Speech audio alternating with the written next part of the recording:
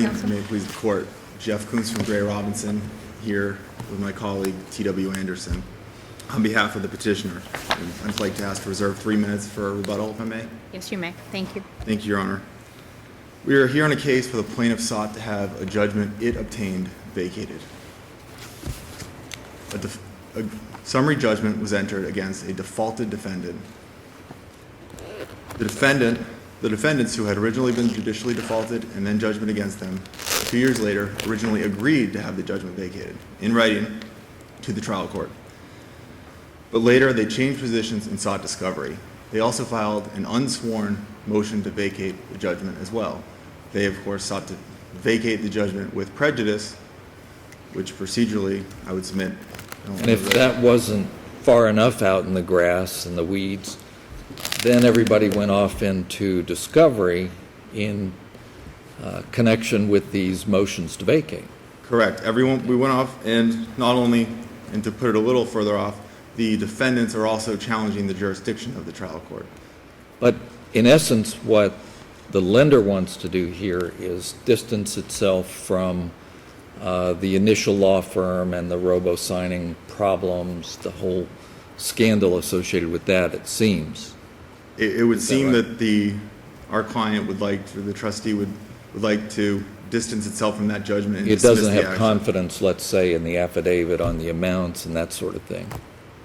Correct. I mean, I'm not privy and I couldn't say the exact issue. I think, as was stated in the motion to vacate with the attachment, it is more relating to the law firm. So normally when a lender wants to vacate a judgment of foreclosure, that is greeted with great enthusiasm because everybody goes back to the start. And in this case, it is quite the opposite. The judge has actually now vacated it, and it is an appeal by the previously judgment debtor is pending before this court in a separate appeal. That's a separate appeal. That's a separate appeal. But yes, Your Honor.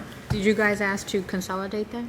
We did not. This case had already been fully briefed, and there is authority that states that a fully briefed case should not be consolidated. Counsel, to his credit, for respondent, had asked if we should consolidate it, but it was our belief, based on, I believe, it's authority from the 4th ECA. It's not in the briefs, but I can happily file it. Is the other case fully briefed now? The other case is not. No briefs have been filed. But we're here on a cert, and it suddenly looks a lot less cert-worthy, doesn't it? Irreparable Well, Your Honor, injury. It may, except for the fact that our belief is we cannot now dismiss the underlying action not because of this case, not because of this petition, but because of the other appeal, because this court's jurisdiction has been invoked, so we would not be permitted to take away this court's jurisdiction by dismissing the underlying case. And the problem we have is that if this court reverses the order vacating the judgment, we may be left in a situation, although we believe we would have arguments that the discovery was mooted by the then vacated order, but where we would have the order requiring our client to produce the documents, and with no remedy to this court because the 30-day time limit for certiorari would have long passed at that point. So while we believe if the court in the other appeal does, which we don't think it will, but reverses the order vacating the judgment, we think the discovery was mooted by the entry of that order, and new discovery would have to be served. However, we did not want to be in a position where the trial court disagreed and we had no remedy. You may also have a ticking statute of limitations because the allegation is default was June of 2009, so this has to get wrapped up.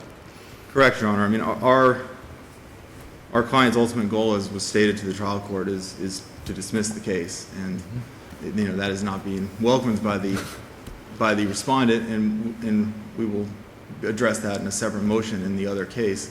Counsel, I didn't follow something. Did you say the final judgment has been set aside below? Correct, Your Honor. And that is, the final judgment was vacated, and in 3D 13-429 is a separate and that's appeal. been appealed by the That's borrower? been appealed by the defendant borrower, who wants the judgment reinstated so that they can seek to have it vacated with prejudice. This is parallel universe stuff here. Your Honor, we agree. And again, we don't believe they were aggrieved by an order vacating the judgment against them. Right. But we'll address that separately. But what we have here is we have a ultimately, after they no longer agreed to vacate it, their unsworn post-judgment motion to vacate. And we don't believe an unsworn motion to vacate entitles you to discovery. Now, you say unsworn, but there were 2 affidavits submitted in support of the motion. There were 2 affidavits, then I correct myself, Your Honor. Now, the 2 affidavits asked for that They were, I think the 2 affidavits asked that the judgment be set aside.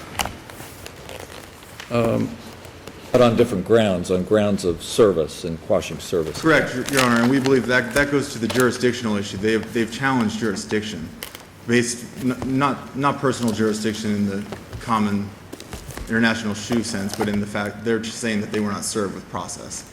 Yeah, I think they say, we respectfully ask the court to set aside the default and allow us to defend the claims against the claims brought by the plaintiff. But, Your Honor, we believe As we've never had a loan with U.S. Bank. the issue relating to service, if it was being challenged, which it wasn't, because we of course also sought to vacate the judgment, but any discovery would have been limited to that service issue. They're not, the other issues that they are attempting to raise with this discovery, which include all documents, including with counsel, and discussions concerning the conduct of the Ben Azra and Katz law firm. Right, so I mean, just to cut to the chase here, I mean, it looks like your client's prior lawyers did some bad things. In fact, you yourself and your client are trying to distance yourself as fast as you can from the actions of their prior lawyers. And I guess the issue is, do the borrowers have a right to look into those bad acts and see if the bad acts are bad enough to justify dismissal with prejudice? Well, And for all we know, I mean, your clients might have been up to their elbows in the bad acts. I mean, I think that's what we're wrestling with. correct, I'd prefer not to, Of course, but the appropriate place and time to explore that is in the reopened original mortgage foreclosure proceeding. correct. We believe their affidavits would only entitle to them to discovery relating to service. However, since our client has agreed to vacate the judgment, there is no need for that discovery. Right, so walk me through, because this is where I'm having issue.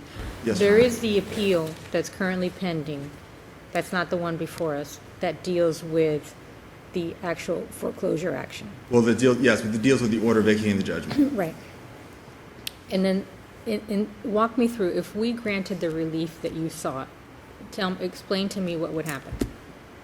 Walk me through. If you quash the order under review, well, practically, because the trial court has stayed the action pending this court's review of the 2 cases, but practically nothing would happen. But we would not be required to produce the documents. And our concern is that if, for whatever reason, this court decides that the other appeal, if that other order is vacated, the judgment is reinstated, then we may find ourselves in a position where a trial court finds we are just in the same spot as the day where the judgment was vacated.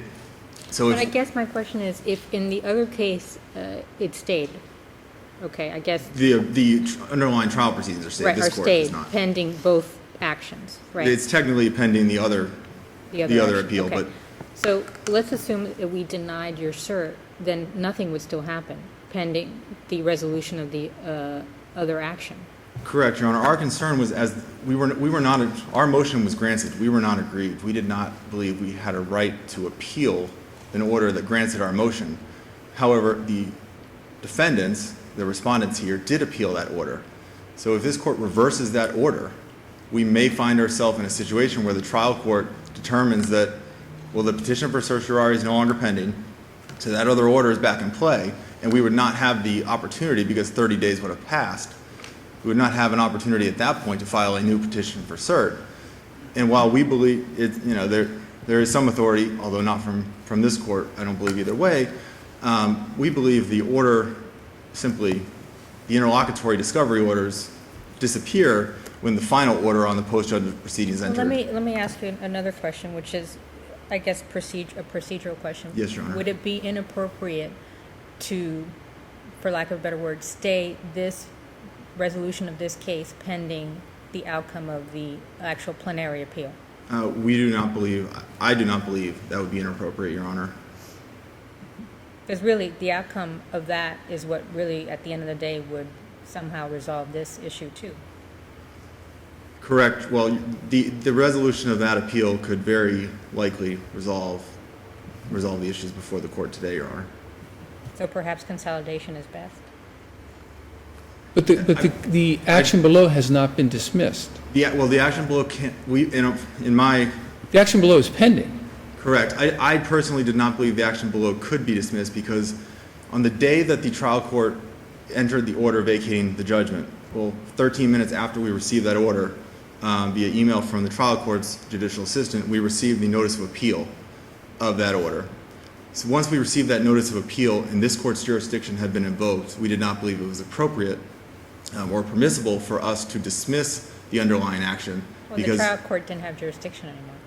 Correct. To the extent the trial court had jurisdiction to do interlocutory things, we didn't believe, we could not get rid of the trial court's jurisdiction out of deference to this court's. So whatever happens in the other case, whatever happens in the other appeal, whether the final judgment's set aside or not set aside, there'll still be a pending action below.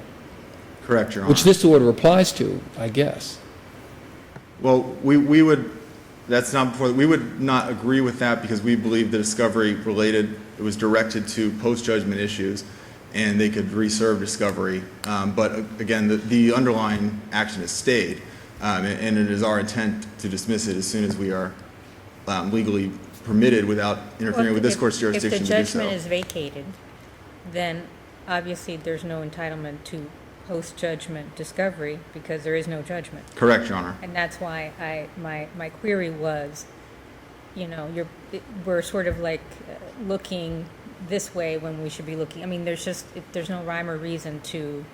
This is a good law school question. I think It is a very, and again, there is authority, and I'll be happy to provide it to counsel and file it and the reason we didn't agree to consolidation because of the fact that this was fully briefed and there were, I believe, 2 decisions from other district courts stating you should not ask for consolidation when the prior case is fully briefed.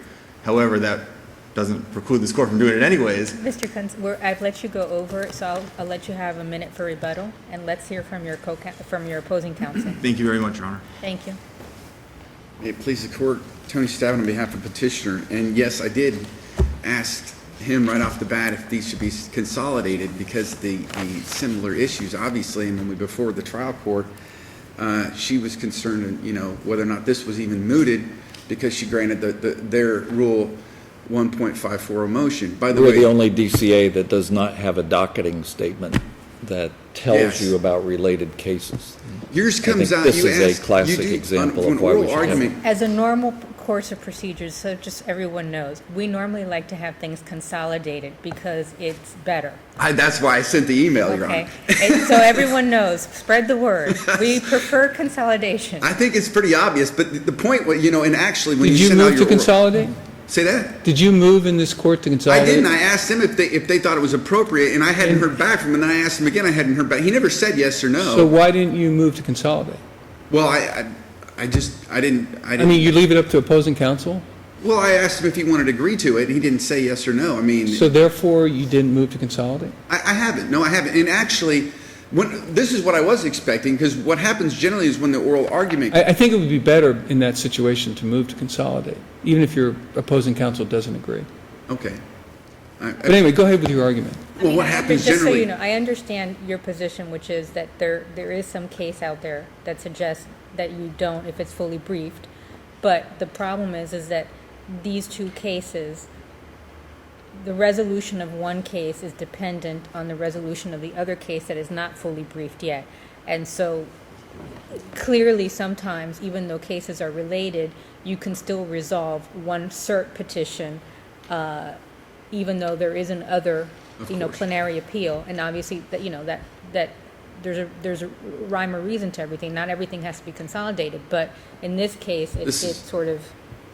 Yes, and actually, and I should have just done it, but I was seeking to see if he was going to agree. And by that time, we already set the date for oral argument and whatever. So, I apologize for that. So look, it's kind of unusual. This The is bank very- is saying, we'll set aside the final judgment and dismiss the case against your clients. It's very And unusual, you're but the- saying, look, I want to take discovery on why they're being so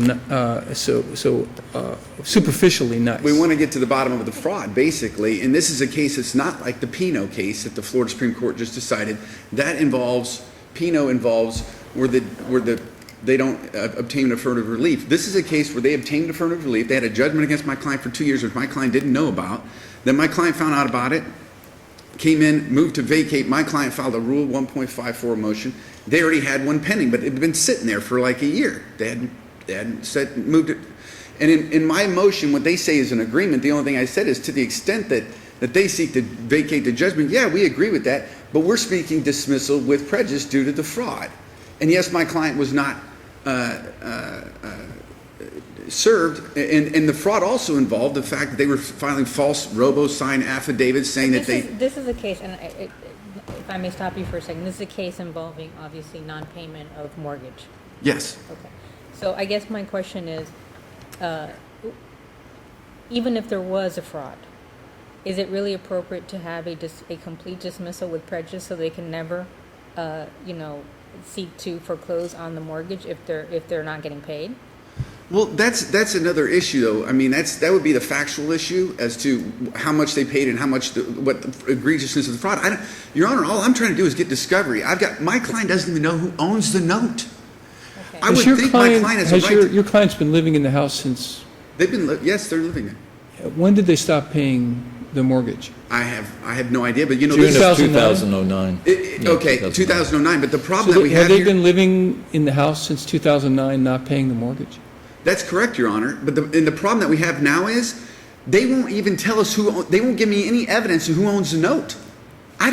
There's U.S. Bank, there's J.P. Morgan. I've asked counsel who he represents. One minute he says I represent J.P. Morgan. Next minute he says I represent U.S. Bank. Has your client been putting the mortgage payments into the registry of the court or something like that? No, not since my client, there was no motion for that. There was no request for that.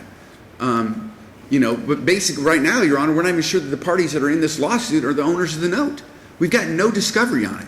But let None. me just understand, not in dealing with the cert petition, but in the other action that's pending Yes. before the court.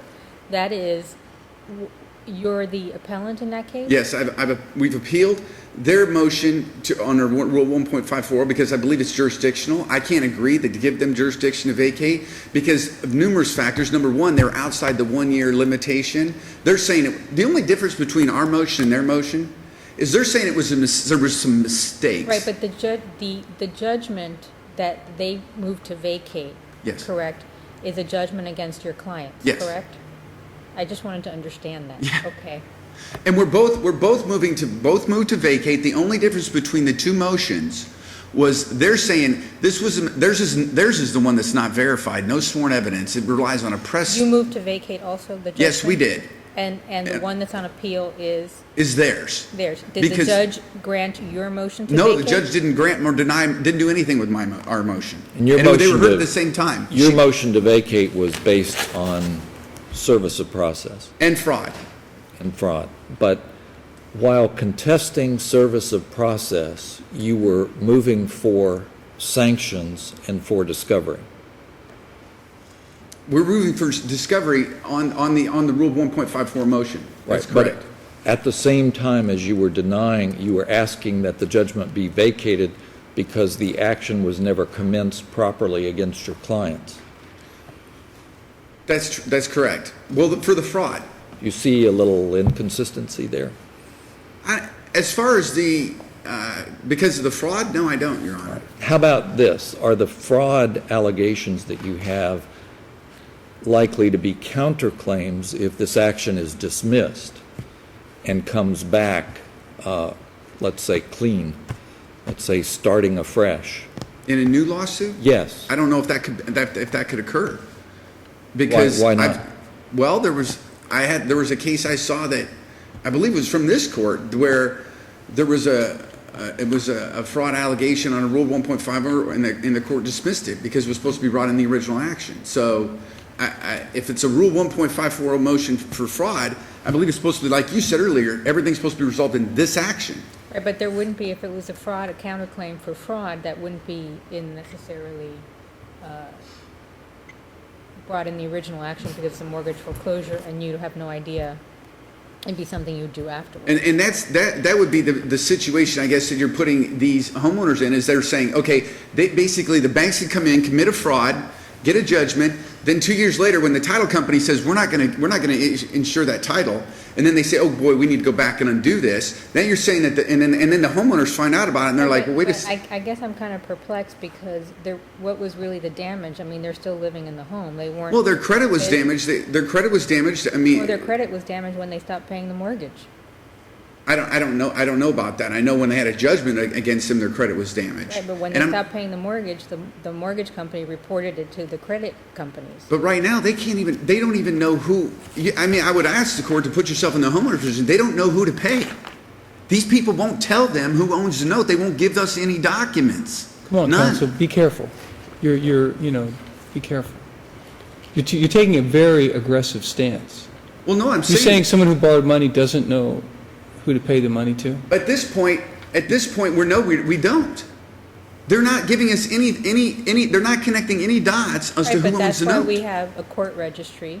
And for example, in a landlord-tenant relationship where the landlord refuses to take money, tenants can put monies into the court registry, so therefore they cannot be evicted from the property until there's a resolution of the underlying action. So it's not really fair, even if they're not telling you who it is, you obviously at any moment in time can go to the court registry and put money in. Obviously you won't get your interest from it, but. But we're not even sure if it's either one of them that are own it. Why should they have a right to any court registry when they're not even proving that they are? Well, counsel, here's the thing. I mean, I get what you're trying to do, but you're hoping to do a good service for your client and get the entire debt wiped out. And realize that's probably not a realistic goal. In other words, if someone acted fraudulently, they should be punished. And if lawyers acted fraudulently, they should be sanctioned by the bar. And I get the fact that the lawyers did bad doesn't mean that the clients were innocent. Not these lawyers, other lawyers. Well, yeah, and in this very Yeah, not these lawyers. Yes. But the idea that someone would get a windfall where they could borrow money and not have to pay it back, that's probably not a realistic thing to shoot for. But I haven't even gotten any discovery, though. I can't even get to that point yet. What claim is it, or counterclaim is it that you are taking discovery in connection with? What affirmative claim for relief by your clients is that discovery connected with? I don't think Your it's motion affirmative to relief. It's a vacate? the motion to vacate. Yeah. Start at the Rules of Civil Procedure 1.040 or 1.010. The goal of the rules is the just, speedy, and inexpensive resolution of disputes. This fails on all fronts. So I'm just. Yeah, I was. I'm just If I could give the court, there's perfect examples. I have another case. It's the same thing where Freddie Mac's saying they own the note, and Bank of America's saying they own the note, and and we're in the case and no one's given any discovery. But Don't know who owns the your note. client stopped paying the mortgage, and then at That's one point your client declared bankruptcy.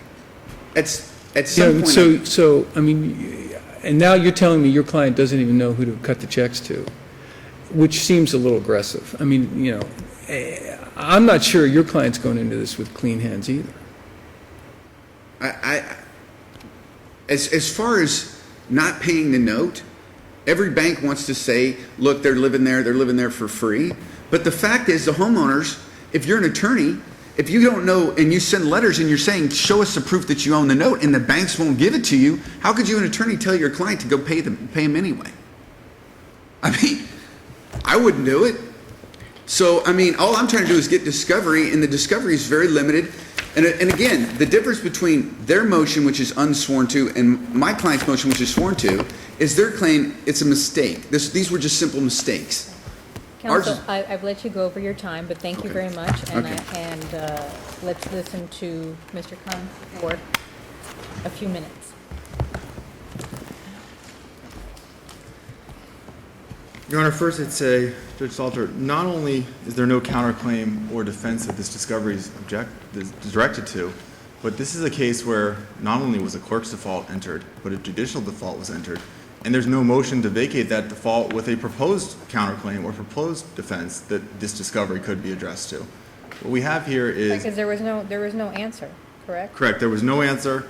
It's just, it was a clerk's default, and then the trial court entered a default judgment? Well, it was a clerk's default, and then a judicial default, and then the judge held a hearing on the motion for summary judgment and entered the judgment. At this point, the note is held by the 11th Judicial Circuit Clerk of Court, so that is where the note is, because it was canceled with entry of the judgment. There Because was, we don't know if that's the original note. Isn't that one of the problems? well, it's my understanding that, based from just discussion with my co-counsel a second ago, that the original note was filed with the clerk, and so Best out of 3 filings, so. the clerk would have that. It was filed in connection with the summary judgment? It was filed in connection with Normally. obtaining the judgment. 7 months after the motion to vacate was filed was when they filed their motion to vacate. They had had counsel, this is their third lawyer that's made filings in this lawsuit.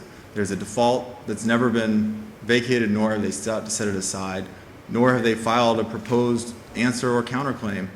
What they're doing here is they've filed a motion to vacate based on service of process. We have agreed to vacate it. The judge has now vacated it. And This it's, I mean, it's the same result. You both sought the same relief, which is vacating the default judgment. And the question is, you have reason A, they have reason B. It's still the same result. My question, though, is sort of an interesting one, which is, what happens if this court affirms the vacating the judgment when you've tendered the original note? I believe it's my understanding that we would file a notice of voluntary dismissal and a motion to direct the clerk of court to return the original note to us. That has not been filed, but I can tell you from practice, from what I've seen, that, and then the trial judge would either hold a hearing or enter an order if it was unopposed, directing the clerk to return that document to someone, and we would be required to go in person with an ID and pick it up. Okay. But I would also just say, because it was not discussed, beyond all these reasons, the discovery sought in this case is extremely overbroad. It's not narrow. It seeks privileged information, including all attorney communication regarding a law firm. So we would ask that the order under review be quashed. Thank you. Thank you very much to both of you. We appreciate the arguments.